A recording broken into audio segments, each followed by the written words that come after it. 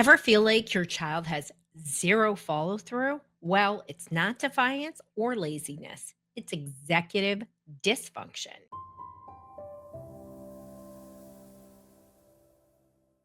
What exactly is executive functioning? It may be a term you've heard of.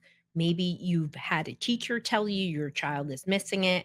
Well, executive functioning is the air traffic controller of the brain. It's something that interacts with every part of the brain. It helps you start tasks, finish tasks, switch gears. It helps you with math. It helps you with emotional control. It helps you with social functioning.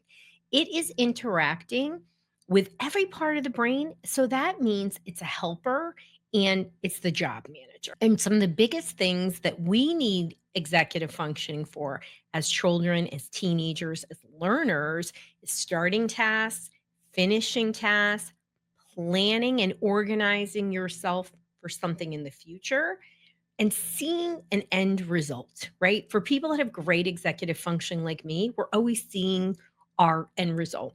So I'm in book planning mode. I've written my book. Now I'm in book launch mode. It's not coming out till 2026, but I see it. I see those great book launch parties. I see me reading books at bookstores. And of course, I see me presenting to huge crowds of people. So now I literally am working backwards. How is that going to happen? How am I going to sell tens of thousands of books? Because that's what's going to happen. But I've got good executive functioning, and kids who struggle with executive functioning and parents, they're going to have a harder time starting something that's they're not interested in. We call those non-preferred activities, and finishing things that they start. They might have a flight of ideas and get excited and be creative, and they might have a lot of tabs open and things unfinished. Definitely, people with executive functioning have some level of time blindness. They struggle with transitioning.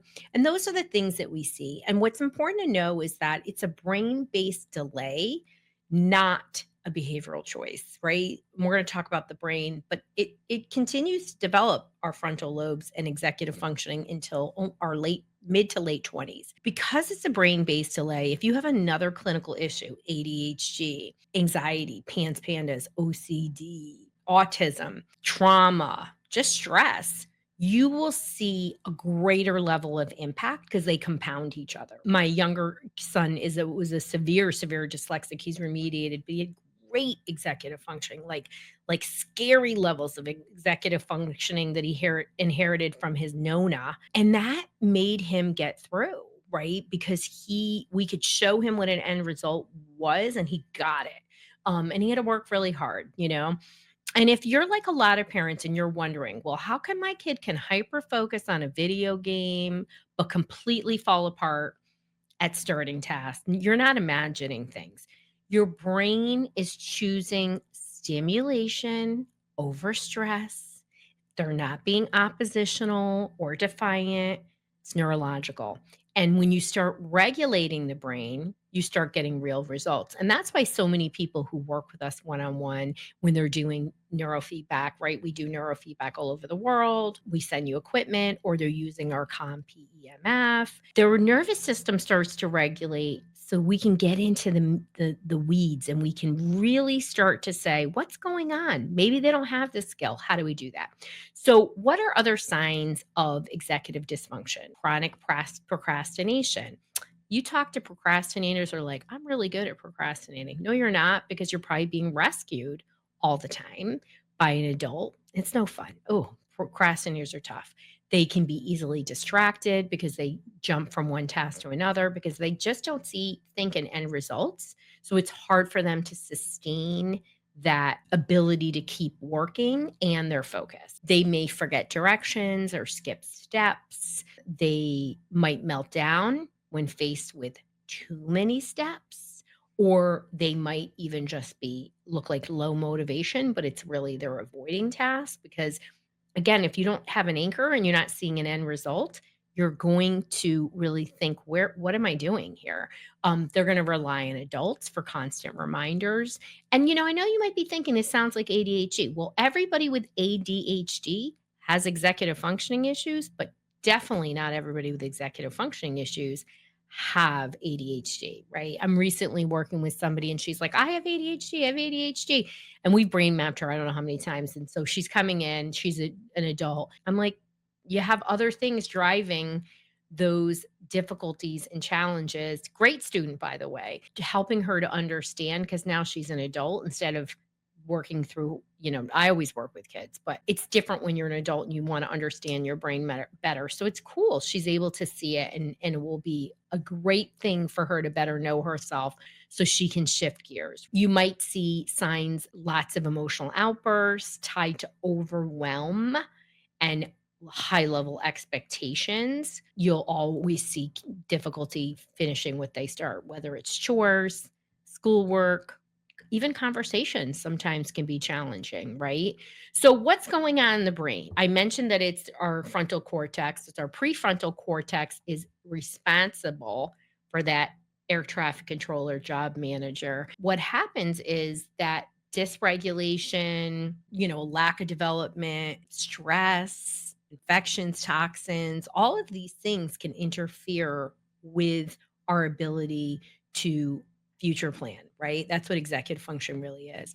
And when kids are dysregulated, they go into fight, flight, or freeze. And now there's fawn. Once you're in that activated state, your executive functioning actually shuts down. So, with all of our levels of dysregulation, remember the under and overstimulated, kids are losing that ability. Plus, we're doing a lot of rescuing kids, right? And so that emotional dysregulation, executive functioning are deeply, deeply, deeply connected. You need to be able to have an ability to manage yourself. And that job manager is so critical in that. And there's layers in that. But you can't teach skills to a dysregulated brain. You've got to regulate first, right? And if you're interested in working with us, I forgot to mention that you go to drroseann.com/help, and that's going to guide you to the solution matchers. What can parents do? And really, what can all adults do who work with kids? This could be teachers, can be grandma and grandpa, could be uncle, and of course, mom and dad. Number one, you're going to shift your mindset. This is brain based, not willpower. Your kid's not doing this to you on purpose. No kid wants to not do well. So get over that. Number one, co regulation comes first. So never go in hot, regulate yourself when you're doing this on the daily and you're not waiting for the moment that things explode to try to regulate. When you're doing it when things are calm, it's just going to be so much easier to regulate yourself. And there's just so much beautiful magic that happens when you regulate. The most important thing, and this is a big mindset shift, and go back and listen to the other episodes on executive functioning, you want to teach with the end in mind.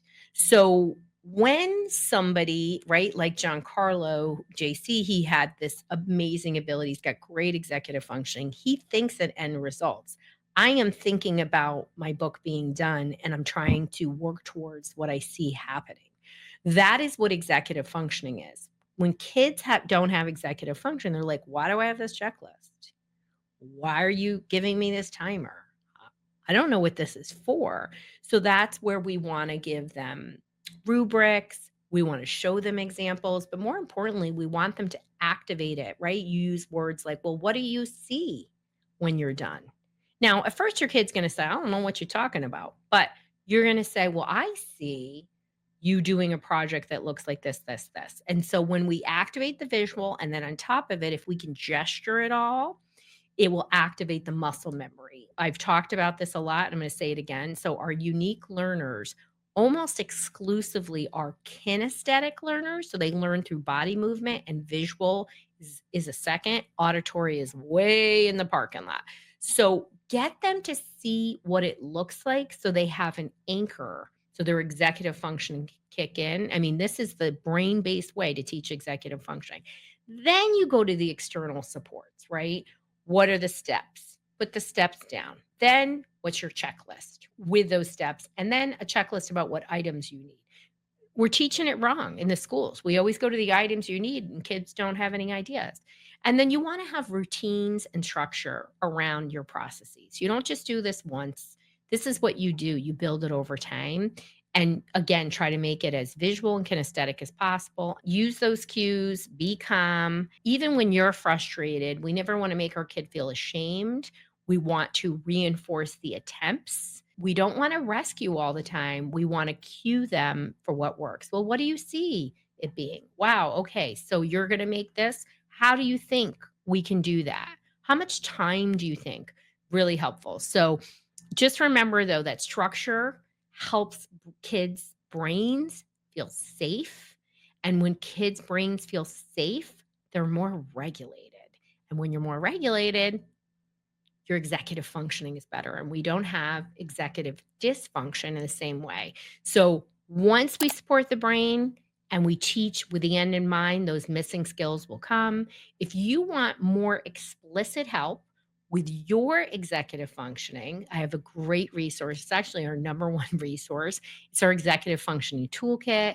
It has more of this in very practical, short, simple ways. There's little videos, there's downloads, and you can go to drroseann.com/EF toolkit, grab it. And, as always, take one step towards regulating the nervous system, and that's where the change happens.